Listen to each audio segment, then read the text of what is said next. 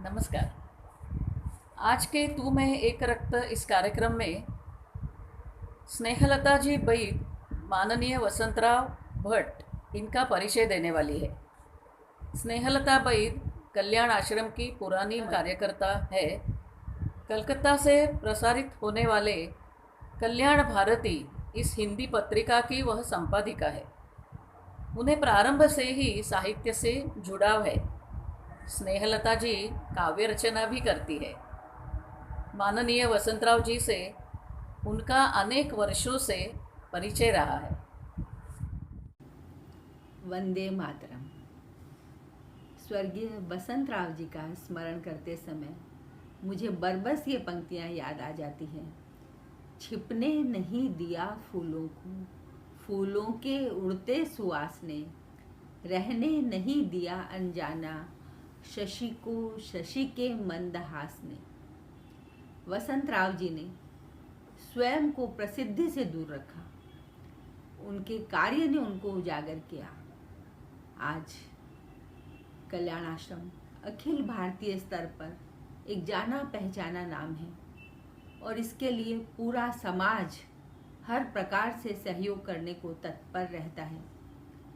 कल्याण आश्रम को इस ऊंचाई तक पहुंचाने में श्रद्धेय वसंतराव भट्ट जैसे त्यागी तपस्वी कार्यकर्ताओं का प्रचंड श्रम है, जिन्होंने अपने जीवन का क्षण क्षण और शरीर का कण कण राष्ट्र सेवा में अर्पित कर दिया।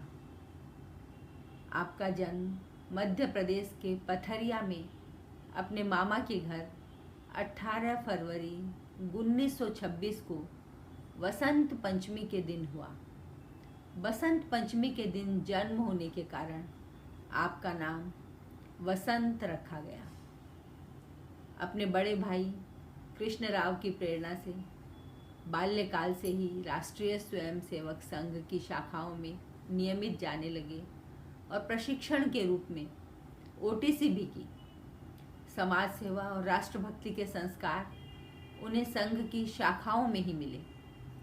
नागपुर से आपने मराठी में एमए किया और 1950 में संघ के प्रचारक के रूप में स्वयं को पूर्णतः राष्ट्रार्पित कर दिया। प्रारंभ में आपको मध्य प्रदेश के नरसिंहपुर जिले के जिला प्रचारक का दायित्व दिया गया। 1957 में पश्चिम बंगाल के संघ कार्य का दायित्व मिला।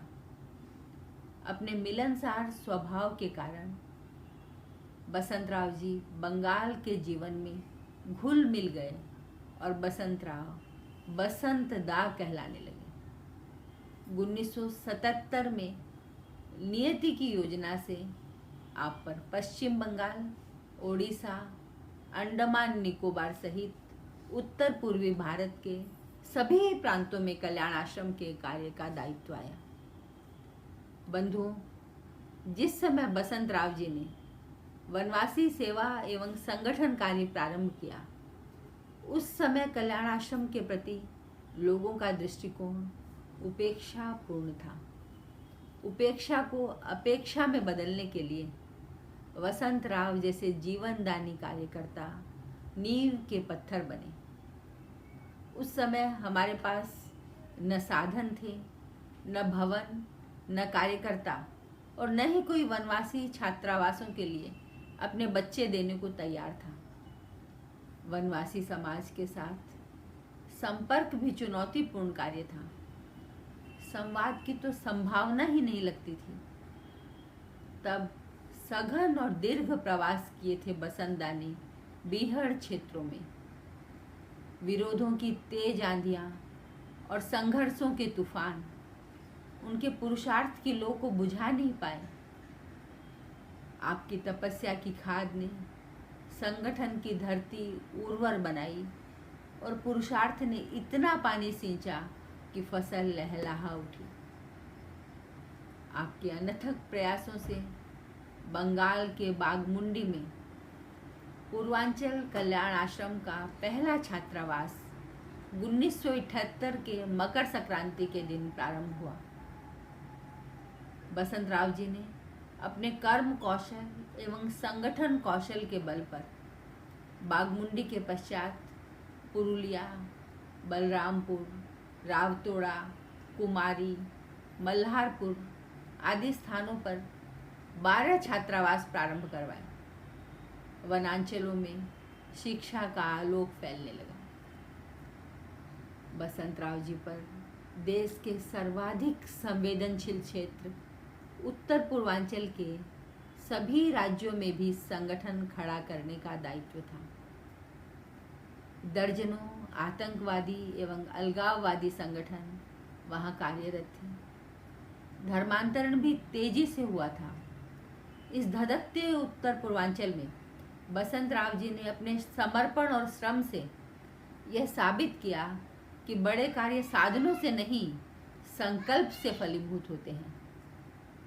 असम, अरुणाचल प्रदेश, त्रिपुरा, मणिपुर, मेघालय, नागालैंड, मिजोरम, अंडमान, सिक्किम आदि सभी प्रांतों में वसंतराव पहले स्वयं गए, लोगों से संपर्क किया, समितियां बनाई। उन्होंने वहाँ के सामाजिक एवं धार्मिक संगठनों के नेताओं से भेंट की। उनके सहयोग से कल्याण आश्रम का कार्य प्रारंभ किया। नागालैंड में पद्मश्री रानी माँ गाइदिन्ल्यू, एनसी जेलियांग, मेघालय में खासी जनजाति के नेता हिप्सन राय, एंडरसन मावरी जैसे श्रेष्ठ एवं प्रतिष्ठित लोगों से संपर्क कर उन्होंने अत्यंत मधुर संबंध स्थापित किए। इन जनजातीय नेताओं के नेतृत्व में चलने वाले स्थानीय परंपरागत धर्म संस्कृति मंचों के माध्यम से कल्याण आश्रम का कार्य आगे बढ़ा। दीमापुर में वहाँ के लोगों ने आशंका जताई कि मिशनरी हमें ईसाई बनाने आते हैं, कहीं आप हमें हिंदू बनाने तो नहीं आ रहे। बसंतराव जी ने अत्यंत सहज भाव से कहा, हम आपको हिंदू बनाने नहीं आए, आप जैसे हो वैसे ही हमारे हो। उनकी संगठन कुशलता एवं दूरदृष्टि के कारण ही उत्तर पूर्व के इस चुनौतीपूर्ण क्षेत्र में भी हमारे कार्य की नींव बहुत ही गहराई और मजबूती के साथ पड़ गई। उन्होंने कार्यकर्ताओं के बीच एक अत्यंत समरस पारिवारिक माहौल बना दिया। लगभग 50 अंगामी जेलियांगरांग छात्रों को पढ़ाई के लिए रायपुर, कानपुर, लखनऊ आदि स्थानों पर नागालैंड के बाहर भेजा गया।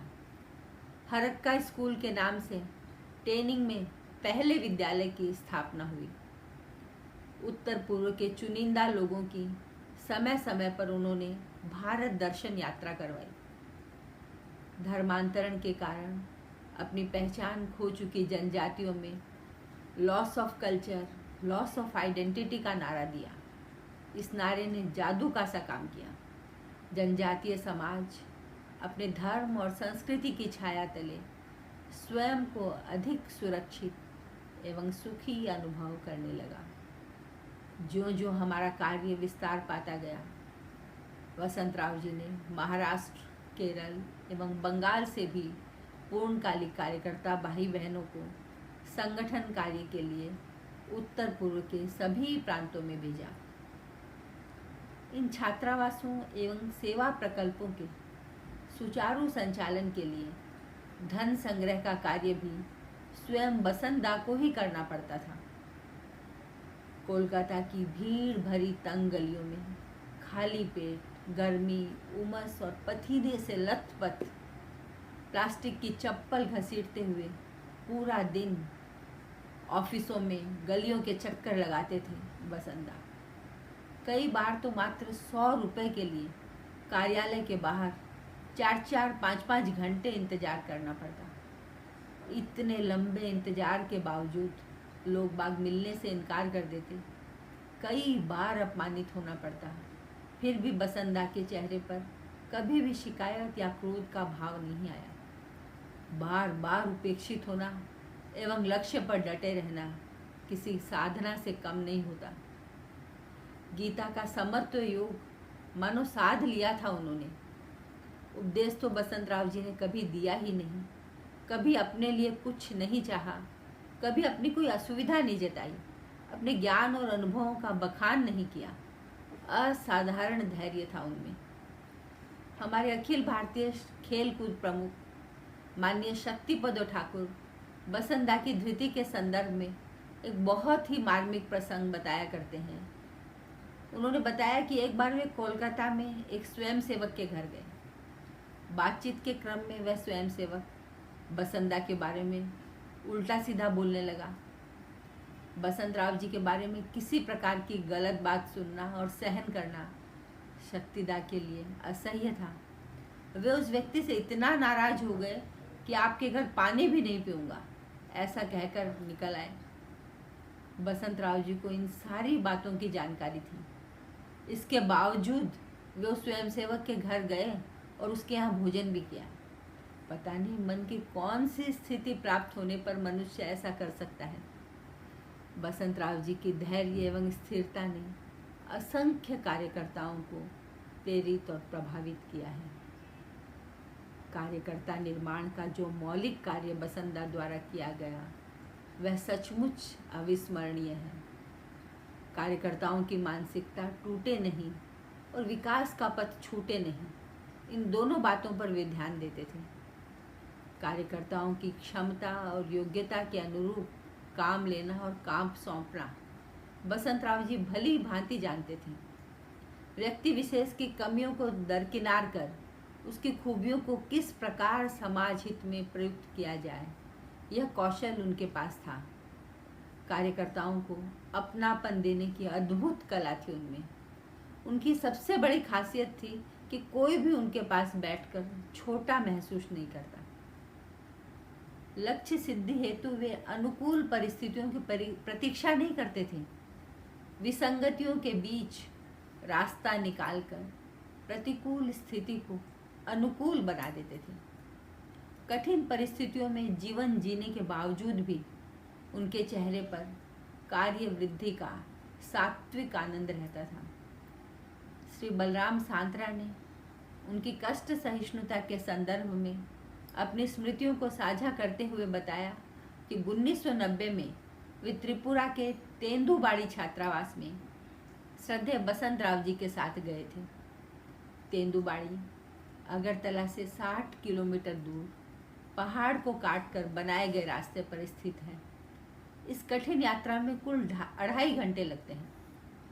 तेंदुबाड़ी छात्रावास में प्रवास के बाद इन दोनों को अगरतला लौटने का कार्यक्रम था, लेकिन संयोग ऐसा बना कि त्रिपुरा में हड़ताल प्रारंभ हो गई। कोई भी वाहन अगरतला की तरफ नहीं जा रहा था। 3 दिन तक वे लोग फंसे रहे। चौथे दिन इंतजार करते करते उन्हें पुलिस की एक जीप मिली। पुलिस वालों ने कहा कि हमारी जीप तेलिया मोड़ा तक जाएगी, वहाँ से अगरतला 40 किलोमीटर दूर है। बसंत राव जी ने तेलिया मोड़ा तक जाने का ही फैसला किया और उस पुलिस जीप में बैठकर तेलिया मोड़ा तक पहुँच भी गए। वहाँ सड़क पर फिर काफ़ी देर तक इंतज़ार करना पड़ा और बहुत लंबे इंतज़ार के बाद एक नमक से भरा हुआ ट्रक आया। उसमें भी ड्राइवर के पास बैठने के लिए जगह नहीं थी। बसंता ने नमक के बोरों के ऊपर बैठकर यात्रा कर लेने की इच्छा जताई। ड्राइवर ने ट्रक के ऊपर चढ़ने में उनकी मदद की। इस प्रकार वे दोनों अगरतला पहुँचे। ग्रीष्मकाल का समय था और उस समय बसंता की आयु 64 वर्ष थी, किंतु कार्य के लिए युवकोचित उत्साह था। कल्याण आश्रम के द्वितीय संगठन मंत्री माननीय भास्कर राव जी का कर्क रोग उत्तरोत्तर बढ़ता जा रहा था। रुग्णावस्था में उनकी बसंत राव जी से भेंट करने की इच्छा हुई। बसंत राव जी स्वयं की अस्वस्थता के बावजूद भास्कर राव जी से मिलने केरल के कोचीन पहुंच गए। वहां पर स्नानागार में फिसलने के कारण गिर पड़े एवं अस्थि भंग की पीड़ा सहनी पड़ी। कोलकाता निवास में भी शारीरिक अस्वस्थता के कारण कई बार गिरे। शल्य चिकित्सा भी हुई, किंतु शरीर के कष्ट को मुख पर कभी न लाते हुए प्रसन्नतापूर्वक कार्यकर्ताओं को प्रोत्साहित करते रहते। वे छोटे से छोटे कार्यकर्ता की बात भी बहुत ध्यान से सुनते थे। उसके लिए व्यस्तता में भी समय निकालते थे। आत्मीयता इतनी कि कार्यकर्ता के कष्ट से स्वयं व्यथित हो उठते थे। कार्यकर्ता अपना सुख दुख उनको अभिभावक समझकर खुलकर बताता था और वे उसको टालते नहीं, समाधान कर देते थे। नागालैंड में एनएनसी के आतंकवादी वहाँ के तत्कालीन संगठन मंत्री माननीय जगदम्बा जी मल के पीछे पड़े थे। उनकी जान को खतरा था। आतंकवादियों ने जगदम्बा जी को बार बार कार्य बंद करने की धमकी दी। ऐसे विषम समय में वसंत राव जी ने संरक्षक व अभिभावक की जो भूमिका निभाई, उसी के बल पर जगदम्बा जी ने विषम परिस्थितियों में भी कार्य को जारी रखा। वसंत राव जी का नैतिक एवं भौतिक समर्थन सदैव उनको प्रेरित करता रहा। कार्यकर्ताओं के परिवार की चिंता, स्वास्थ्य और मन का हालचाल जानना उनके स्वभाव में था। सिर्फ जुबानी जमा खर्च नहीं, बल्कि कार्यकर्ता की सुविधा के लिए स्वयं को बार बार असुविधा में डाल देते। कार्यकर्ताओं के लिए बसंदा पिता तुल्य थे। कार्य के प्रारंभिक वर्षों में वे कार्यकर्ताओं को लेने एवं छोड़ने स्वयं स्टेशन जाया करते थे। बसंदा का यह निर्मल स्नेह कार्यकर्ताओं को भीतर तक भिगो देता था। एक बार एक सामान्य कार्यकर्ता ने अपनी पारिवारिक समस्या को सुलझाने के लिए असामान्य ऋण ले लिया। यह बात जब बसंदा को पता चली, तब उसकी दयनीय स्थिति को समझकर उसकी आर्थिक सहायता प्रदान की। ऐसे ही कई उदाहरण बसंदा के जीवन में है, जिसकी जानकारी स्वयं उस कार्यकर्ता को ही है जिसके लिए उन्होंने हृदय से सहयोग किया। वे मानते थे कि कार्यकर्ता भी तो मनुष्य ही है, उसमें गुण और दोष दोनों रहेंगे, इसलिए दोषों को नज़रअंदाज कर गुणों को बढ़ाने का सुयोग देना चाहिए। कार्यकर्ता को हर समय दोषों के संशोधन का मौका देना चाहिए। ऐसा करने से वह निश्चित रूप से एक अच्छा कार्यकर्ता बनेगा ही। वे मानते थे कि स्वयं के लिए कठोर एवं सहयोगी कार्यकर्ता के लिए नरम व्यवहार करना चाहिए। महाराष्ट्र के अप्पा जी एक बुजुर्ग कार्यकर्ता थे। वृद्धावस्था में वे महाराष्ट्र से आकर मणिपुर के काकचिंग छात्रावास का दायित्व संभालने लगे थे। एक बार कोलकाता आते समय ट्रेन में उनका सारा सामान चोरी हो गया। यह जानकारी जब श्रद्धेय बसंत राव जी को मिली, तो उन्होंने कार्यालय प्रमुख को सही प्रकार से उनकी देखभाल करने की हिदायत दी एवं उसे 1200 रुपये देकर कहा, इन रुपयों से आवश्यक सामान खरीदकर अप्पा जी को दे देना। एक कार्यकर्ता को उसके परिवार के साथ बसंत राव जी ने दूसरे राज्य में दायित्व देकर भेजा था। उसके लिए वह स्थान नया था। किराए पर एक कमरा लेकर वह कार्यकर्ता अपने परिवार के साथ रहते हुए अपने कार्य में लग गया। श्रद्धेय बसंदा अपने प्रवास क्रम में उस राज्य में गए तो उस कार्यकर्ता से मिले। उस समय गर्मी के दिन थे।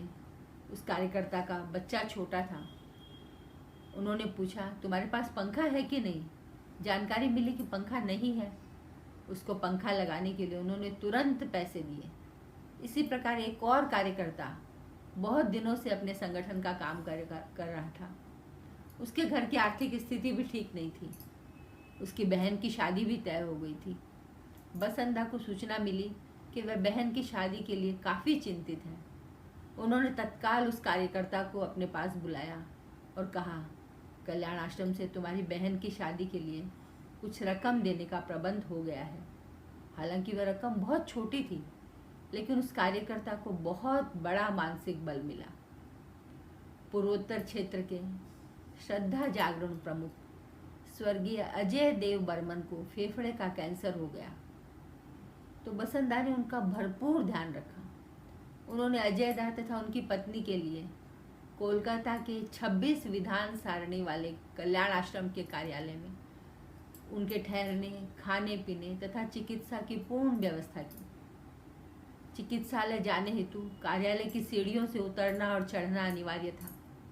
अजयदा के लिए बहुत कष्टकर था। बसंदा ने कार्यालय के कार्यकर्ताओं को सूचित किया कि अजयदा को कुर्सी पर बैठाकर उतारा या चढ़ाया जाए, किंतु अजयदा के संकोची स्वभाव से परिचित बसंदा स्वयं उपस्थित होकर उन्हें उतारने चढ़ाने में अपना सहयोग देते थे।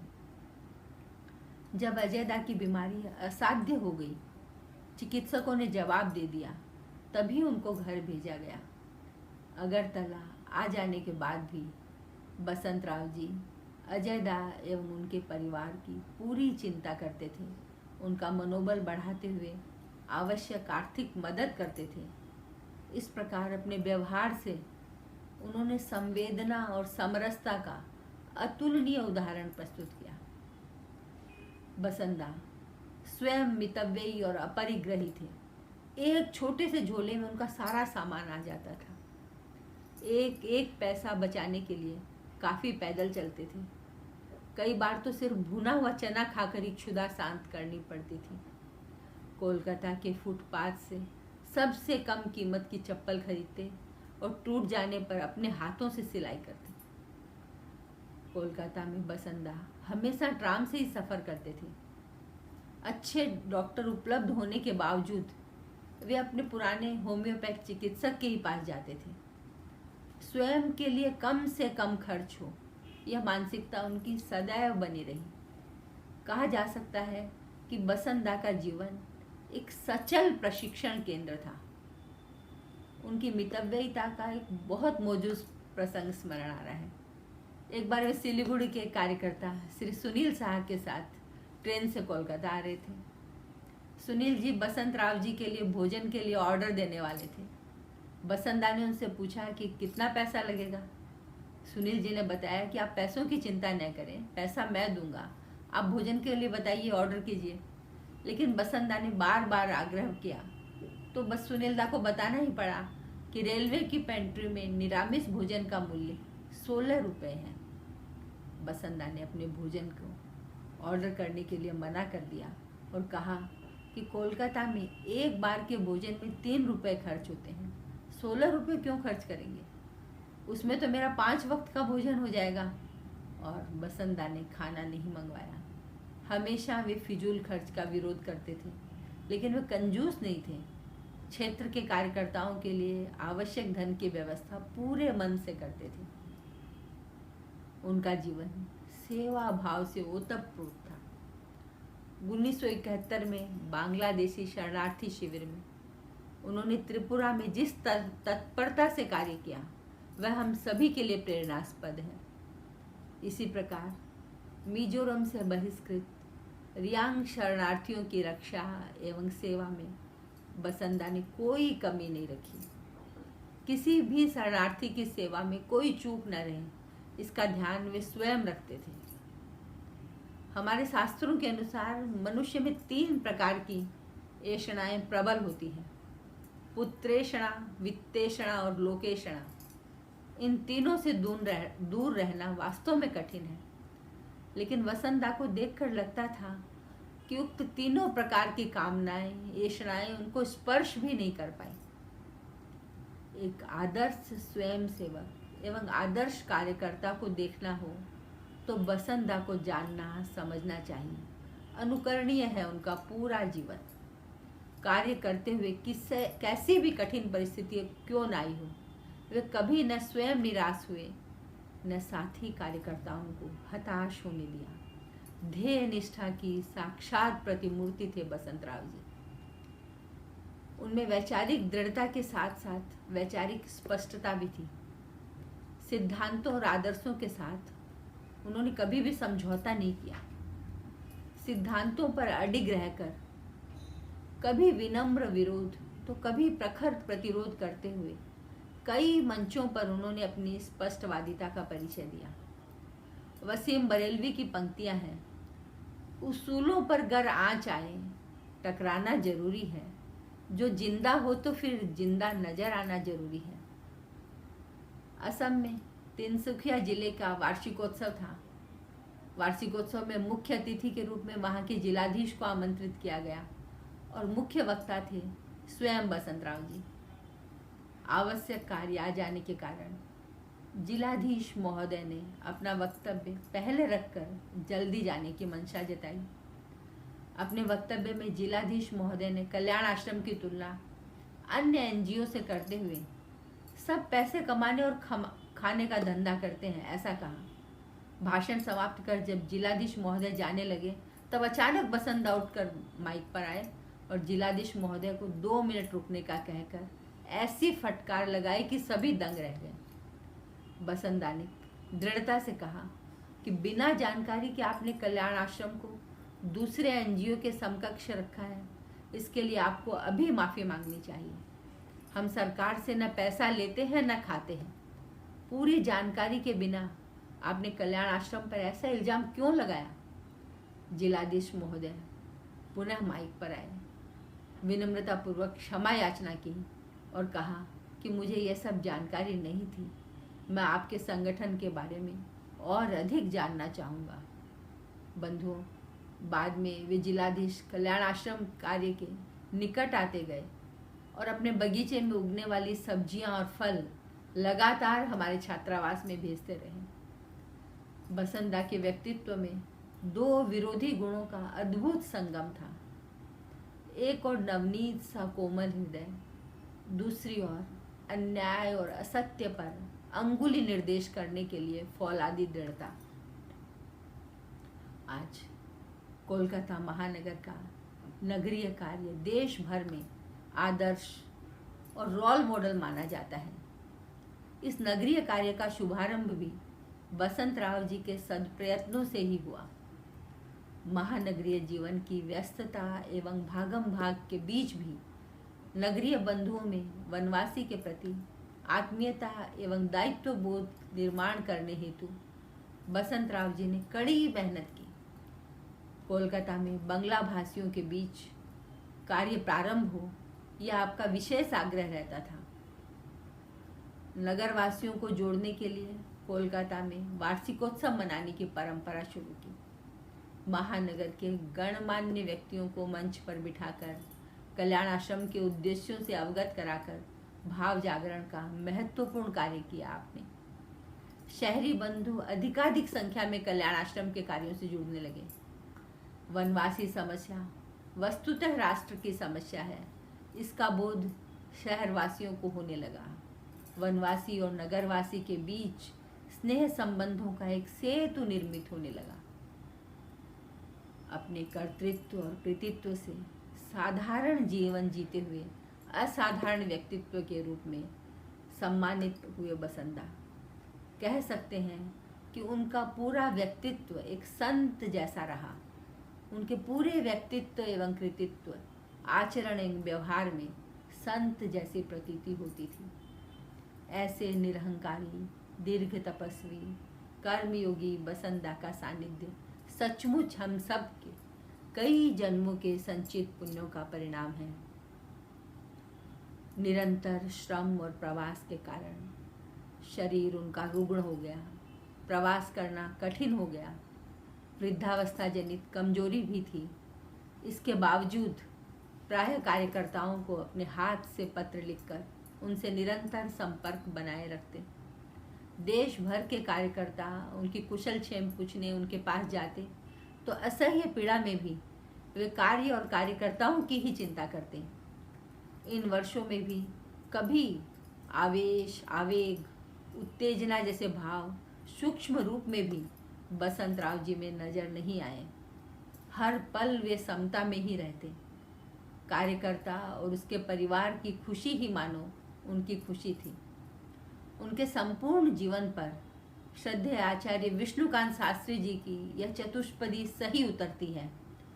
ध्येय निष्ठ हो अगर समर्पण, ध्येय निष्ठ हो अगर समर्पण, विनय पूर्ण हो प्रतिपद, सहज साधना में जीवन हो, राम कृपा हो संपद, मेवा खाने की न लालसा हो यदि मन अपने मन में, तो सेवा का छोटा सा पौधा बन सकता है बरगद।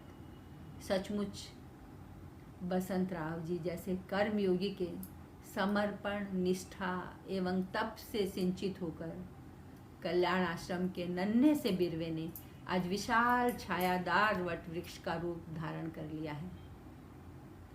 26 अप्रैल 2013 को प्रातः 5 बजे उन्होंने इस नश्वर देह का त्याग कर दिया। उनका पार्थिव शरीर तो चला गया, किंतु वे कार्यकर्ताओं के हृदय पटल पर ऐसी छाप छोड़ गए हैं जिसे मिटाना असंभव है। उनके जीवन से हम सबको शुद्ध, सात्विक और पवित्र जीवन जीने तथा समाज और राष्ट्र की सेवा में समर्पित भाव से क्रियाशील रहने की प्रेरणा मिलती रहेगी। आज फेसबुक के माध्यम से उनका स्मरण करते हुए हम संकल्प करें कि माननीय बसंतराव जी के दिखाए इस पथ पर अंतिम क्षण तक कार्यरत रहेंगे। इस ईश्वरीय कार्य में सर्वशक्ति लगाकर अपने जीवन को सार्थक करेंगे।